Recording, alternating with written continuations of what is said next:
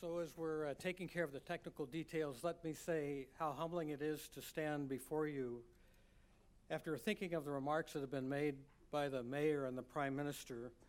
I sincerely hope that the insights that I can share with you from our experience in creating health will be helpful to you in these bold new undertakings, especially in the blue zone. At the Mayo Clinic, we spend a lot of time on tertiary medical care. We spend a lot of time doing procedures. We spend a lot of time seeing patients who have complex problems. But my colleagues in the Center for Innovation often remind me, especially as the medical director, that we are missing the point. We need to spend considerably more time thinking about how to improve the current system of health care in a way that actually focuses not so much on the processes of care, but instead on the creation of health. 8 years ago, the Center for Innovation was founded at the Mayo Clinic with this mission: to transform the delivery and experience of health and health care. We're often asked, what does innovation mean? So our definition of innovation is an active one, and the words that describe it are important in terms of their intent. To us, innovation is discovering and implementing new ways to deliver better health. Now, the word health here has some important connotations. Our research, based in communities around us in southeastern Minnesota, has taught us that health to people is not something that you can measure with clinical statistics. It is not the absence of disease. It was best expressed to us by a woman in Austin, Minnesota, where we did some of our earliest community experiments. A town of about 25,000, quite rural, a town of quite substantial differences, marked by the presence of a Fortune 500 food production company with workers that were educated and well paid, but a separate part of the population of immigrants, less well educated and considerably less well paid. But the definition was quite simply this: health means that I can do everything that I need to so that the people who depend on me will be okay. This woman who was diabetic did not consider herself to be diabetic, and she did not want her diabetes to define her. The Prime Minister's story about people living with dementia, wanting to live their lives and not let their dementia define them, is as relevant as this woman's story about her diabetes.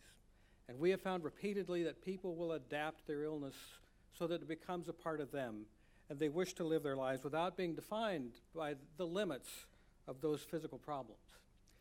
At the Center for Innovation, we are guided by a remarkable group of advisors who include Mr. Tim Brown, who is the CEO of IDEO, an internationally recognized and renowned consultancy in design, who reminds us every day that really the mission of design thinking, and I'll explain how we do this, is to translate observations about the circumstances of people into insights, and to turn those insights into design concepts that will yield products and services that will make the lives of people better. And so innovation in this regard is active. It is simply not sitting in a room and thinking about things as they should be, but making sure that things in fact change. So graphically, this is how we do our work in the Center for Innovation. We start with a period of deep observational research that's called scanning and framing that may take us months, but our goal here is to discover something that is not yet known, to make the invisible visible, to find ways to, again, make the lives of people better. Now, our colleagues in the medical center, who are usually trained in the scientific method, or those who have deep training in quality improvement and other production methods, sometimes look at this and say, but this is so messy, we don't understand it. But in fact, this is where the greatest opportunities lie to make advances. There is, in fact, a discipline about how this goes forth. And though it may be messy, it yields some substantial results. And over our 8 years, we've now undertaken almost 300 separate projects with 600 plus experiments involving more than 10,000 contact hours with patients. Although we don't like to call them patients, we like to call them people. And the reason for that is because patient implies disease. Now, our objectives for creating a healthy lifestyle, creating health, and creating a system to sustain that are actually described in this representation. And fundamentally, what we seek is to create an intelligent, adaptable system that will provide an unparalleled experience of health for people. This starts by developing a very deep and fundamental understanding of the needs of people. And that's really where observational research is quite critical. And from that, we then build solutions that will try to provide the right service at the right place and the right time. And then we work to optimize that to achieve efficiency. And last, we strive to find a way that we can create an adaptable and flexible system that will learn as it goes along, so that, again, we can always provide that unparalleled experience of health. In our work, we have learned, and you by all means know this from your own experience, that health is really not determined by biologic factors very much at all. But instead, the determinants of health begin with the built environment. And for that, I'm pleased to be able to say that you'll hear more about an exciting collaboration that we have looking at the built environment with Delos Living. Mr. Peter Shallow will follow my remarks with his description of an exciting experiment that we call the Well Living Laboratory. Of course, environmental quality and community aspects, which are summarized as safety, support of the family, income, education, and others, are all important. And these all are the basis of health behaviors. And the health behaviors that people have are sometimes difficult to understand. One of our fundamental insights in the research that we have undertaken over the last several years is that people have reasons for everything they do. They're not always the reasons that we think of as being important as health professionals, but there is a reason. And the more we understand those reasons, then the more successful we will be in actually changing behaviors of people. Now, I would also say here that if you look at this, you do not see a segmentation by disease, and you do not see a segmentation by age. For a while, we actually focused on healthy aging, but we've stopped that. And we spend as much time now trying to understand the concepts of health in college students at Arizona State University as we do in people who are aging. And our discoveries have been that regardless of whether you're talking about a college student at Arizona State University, someone living in a retirement community next to us called Charterhouse, someone with diabetes, or studying the mother of children or mother about to have children, the circumstances of their lives and their health are really the same. When you view people from that lens, you will make fundamentally different discoveries and you will work toward different solutions. In the United States, and I think I just heard this from the Prime Minister, healthcare is expensive, partly because it is delivered in large facilities that are expensive and staffed by expensive specialists. And from our perspective, if we are to truly solve the problem of high healthcare costs, we must shift the focus away from healthcare in these organizations to a focus of health that is delivered in communities and, in fact, is home-based. So there's nothing more important than starting with a good built environment, and again, you'll hear about that later on today. Here's an example of some of the early work that we've done trying to shift an orientation away from a medical approach to people to one of an approach of health. And this happened to be what we called OB-NEST. Our colleagues in obstetrics came to us and said, we are struggling with how we can be relevant for the future. Our institutional leaders have told us that we cannot hire any more perinatologists.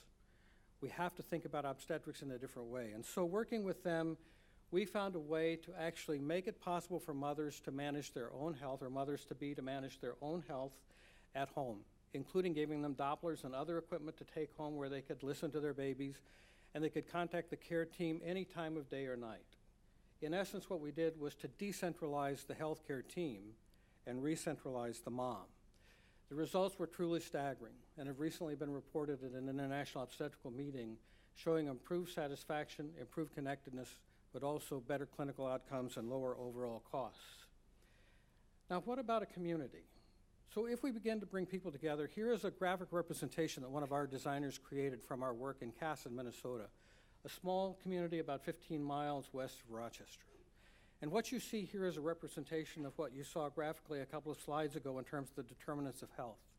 So if we think about all of the fabric of a community, the legal fabric, social integration, food, safety, income, transportation, education, shelter, and a tiny little bit of health care. There is a way that we can think about creating that secure, nurturing environment, and we represent it in this fashion. So every one of those nodes can have some specific thing in it. But what is important is that if we can create an intact circle around people, we know that they will be secure and they will achieve health. And the tighter you can make that circle and the closer you can make it to them, the more likely it is that you will succeed. Now, this framework also gives us a capacity to think about what we might need to do to improve a community. Because if you do a careful inventory of all of the resources available in a community and find out where your gaps are, then it allows everyone in the community to come together and think about what each one of them should do to contribute to the common good. And do this in an organized fashion so that our resources are not wasted. Now, there are a few fundamental insights that might help us to prepare to innovate health, and I want to share those with you. The first is actually in the process of health care. In the United States, and it may be true here in Europe as well, although I think it's probably less so in this country especially, there's a great concern about having enough professionals to take care of an aging population. Again, the aging comes into play, but in reality, we think about all people. Mayo Clinic is no different than most U.S. healthcare delivery clinics, where there is a doctor and a nurse working together in a dyad, and that dyad can take care of about 2,000 people, and they do it in a very traditional way of visits. A visit, then some time where there's a wait, and then another visit, and then wait, and another visit. It's a very linear conveyor belt approach. It is highly inefficient, and especially if you introduce specialists. I'm one as a cardiologist, so I can say this with some authority. When you introduce specialists, you tend to create then additional problems that forces this production system back into that same linear method. Quite wasteful, and really much of the time misses an understanding of people's health. So we instead developed a concept of wraparound care where at the middle, we would re-centralize the consumer or the patient or the person and bring a care team to them. And the care team, in fact, would consist of a physician, an advanced practice nurse, a registered nurse, and several non-licensed people that we call wellness navigators. They could be supported by pharmacists, physical therapists, and other specialists. And in looking at this over a series of experiments and a number of patients, one of the most important discoveries here was that if we abandon the traditional approach of conveyor belt medicine and focus on truly patient-centered care, we can drastically improve our capacity to deliver care. And the concept of a shortage then disappears completely. So rather than taking care of 3,000 patients, an optimized care team providing a wraparound care can take care of 7,500 to 8,000 patients. And the overall labor costs are less. We also think about then how we confront the population's problems. So most of us in traditional medicine see people who are coming to us with problems. So if you look at an entire population, which would be here in the second box, there are a number of people in that box who have really chronic illnesses or who need a lot of care, but there are a larger number of people who don't need lots of intervention. Our traditional conveyor belt approach applies the same approach to every patient. An approach at looking at people in terms of their needs allows us to stratify their needs and then concentrate our efforts in different ways, so that the 5% of people who have the most chronic problems actually are tended to by the most physician effort. And the remainder of people who really do not need physician visits don't have to expect to come to the clinic to see their doctor. We can, in fact, make connections with them in a number of different ways, taking advantage of new technological advances. But in this way, we can substantially make the experience of health better because we've changed it from being an experience of health care to one of health. We aim to keep people engaged, and by our definition, engagement in health means the ability of people to pursue healthy behaviors in their daily lives. And this is different than activation. In the United States, there is a great deal of consternation about these two terms. I'm not sure that it's so much the case again in Europe, but from our perspective, activation means how people are optimally able to make a partnership with their healthcare providers to achieve their health goals. And this is an important consideration because fairly characteristically, again, in the United States, as healthcare professionals, we tend to approach people with a very authoritarian bent. We do not think of our relationship with them as a partnership, and I will show you how this came through in some of the work that we were doing in our community work. One of the most fundamental insights that we've gained from our research in the Center for Innovation is what we call the universal patient insight. And that is that each one of us has a deeply human need to direct our own lives, to be able to learn and create new things that we would use to make ourselves better and those around us. Remember the definition of health that I cited earlier. It was not so much focused on an individual, but on that individual's capacity to make the lives of others better. And there are three elements to this that we have to remember in design: autonomy, mastery, and purpose. I suppose in this country, as much as in the United States, there's much complexity and a certain level of anxiety about some of the changes that are coming. And much of the time, we contribute to this anxiety when we introduce new products and services that people may not know how to use. So in the Apple App Store, for example, there are more than 800 applications for someone who wants to use an application for their diabetes. How complicated the choice then to figure out what kind of tool to use to try to achieve better health with your diabetes. In the Center for Innovation at Mayo Clinic, we would emphasize that it is not important that we invent new things. What is important is that we innovate the integration and coordination of care, taking advantage of all of the new things that are invented by people around us. That is what we consider to be the truth in innovation. Here are some other insights from our community-based research. Fundamentally, what we have to find is how we can help everybody in the community equip themselves in a way that they can care for themselves in an ongoing fashion. And this, again, is one of the reasons that we have abandoned an age-based approach. We formerly had a laboratory that we called the Healthy Aging and Independent Living Laboratory. But after a period of reflection, we decided to close that activity because it was more important to us to think about life as a series of transitions that begin early on. And it was one of the motivating reasons that we took on the project at Arizona State University looking at young college students. Now let me describe to you some of the problems that we encountered in the community when we first started to think about creating health in a community. We learned very quickly that the clinic was isolated from the community. There was a barrier that was between us and the people that lived in the community. It made it so that we could talk about something and the community members could talk about something, and though we might be using the same words, we hardly understood what each other was saying. And fundamentally, we had to get over our authoritarian airs to be able to think of things in a different way. So this problem was actually expressed to us when we started literally recording conversations. Our designers and their observational research made these observations, and when they brought them back to the clinic members and actually shared them, they were truly illuminating.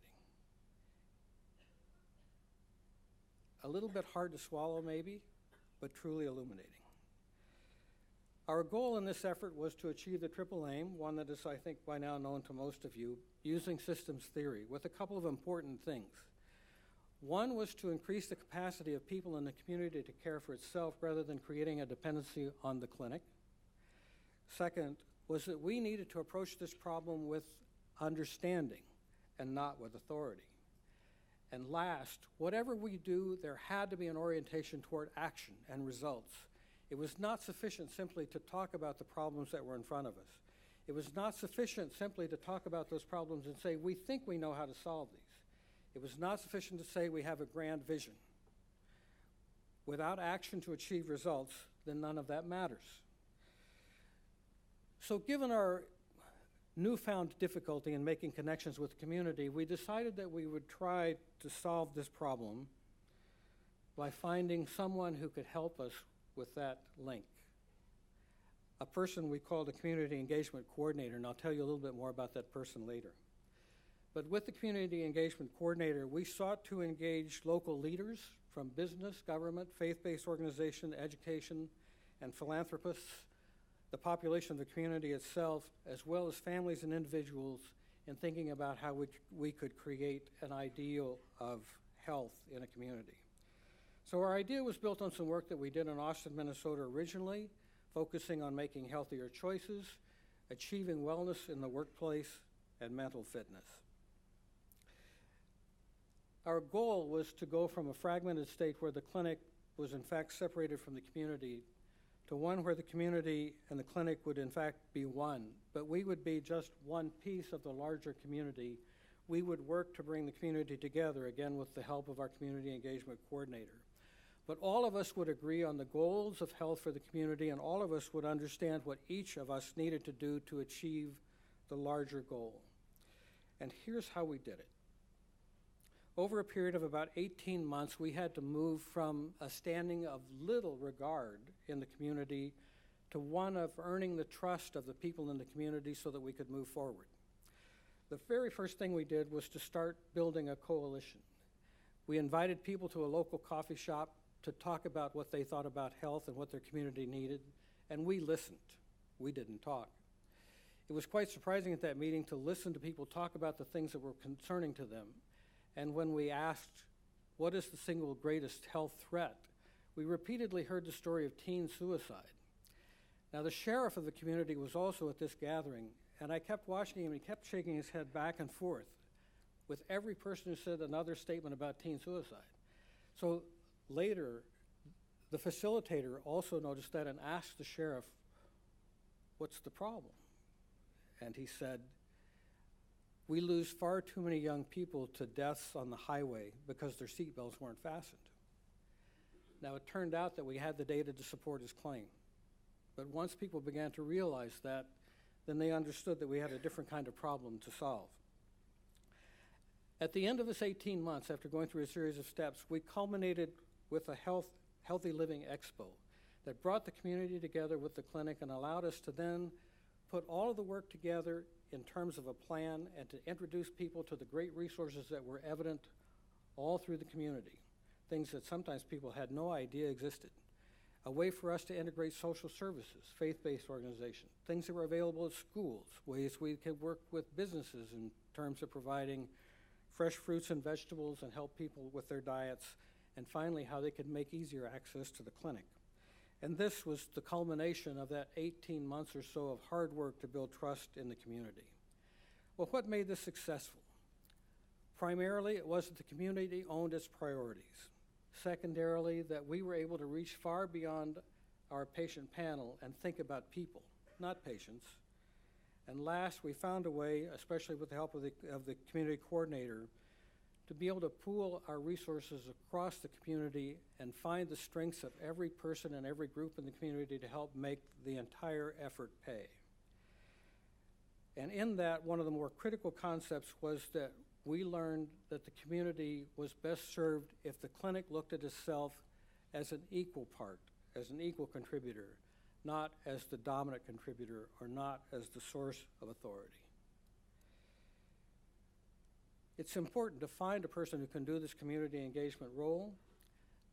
There are a number of traits for this person that are summarized here, but without this role, we don't think we would have been successful. Our own clinic members came to rely on this person as a true representation of what the community felt and found this person to be a tremendous resource to help in moving forward with things that we wanted to do. But we needed other resources too. Many of you, I'm sure, who are involved in these activities in your own communities know that in every community there are one or two or three visionaries who can see your vision and can help express it to other people. There have to be some influential supporters, especially within the clinic, because there are a number of naysayers among our physicians who were trained over the years to do healthcare one person at a time. And last, of course, you need those activated individuals in the community, those people who don't seek the limelight, but instead are the ones who really make things happen, because all of this has to occur. You need those energetic people. So at the end, it comes down to how is it that we can help people make healthy choices? How can we facilitate behaviors that will indeed assure health? From an individual perspective, people need to be able to do this. So how is it that they will become engaged and active, and how will they choose to do it? There need to be a set of norms that the community is able to express, and ones that will allow the community to make progress. And last, there has to be an infrastructure. But the infrastructure really has to facilitate the improvement in health. To simply build parks, to simply build buildings, is not enough. All three of these elements have to work together to achieve success. And we leave ourselves with this last question. What is it that we as a society will collectively do that will assure that the conditions that we provide will be ones in which people can be healthy? The organizers of this conference, I think, have done a remarkable job in thinking about this question. And as I look at the presentations that are scheduled over the next couple of days, I hope that all of us will find a number of lessons in them that will be helpful to us as we go back to our own communities and help to achieve the goals of health. I appreciate your kind attention, and I hope that, again, the insights from the Center for Innovation will be helpful to you as you think about the work in front of you. For those of you who might be interested, every year in September we hold an annual conference of people around the world who are like you. This year it is September 14th through 16th in Rochester. And if you are so interested, we'd love to have you participate as well. So, ladies and gentlemen, thanks again for the opportunity to be here. I wish you the best of success in your endeavors, not only in this conference, but as you return home. Thank you very much. Mr. Wood, maybe one single question. You describe the Mayo Clinic as a partner in a community with health aims. What does that mean for the atmosphere and the attitude of the people working on the Mayo Clinic? So this was actually one of our greatest challenges because most of the people working in the clinic had the idea that they were doing a great job in healthcare. But they had very little understanding of how people in the community perceived what they were doing. And they had very little understanding of how people in the community actually thought of themselves in relationship to the clinic. So at the beginning, once we began to engage the community, it was a little bit disheartening for some of our staff to think about this. But gradually, with confidence, we overcame some of those problems. And the clinic staff in particular, for these small clinics that were community-based, have grown substantially in their capacity to relate to people in their local community. I will have to say that in the larger community of Rochester, where we have many, many specialists and subspecialists, it still is not quite within their purview of thinking to consider how the community health goes, but it has to be solved starting at primary care and then work up. Okay, thank you very much.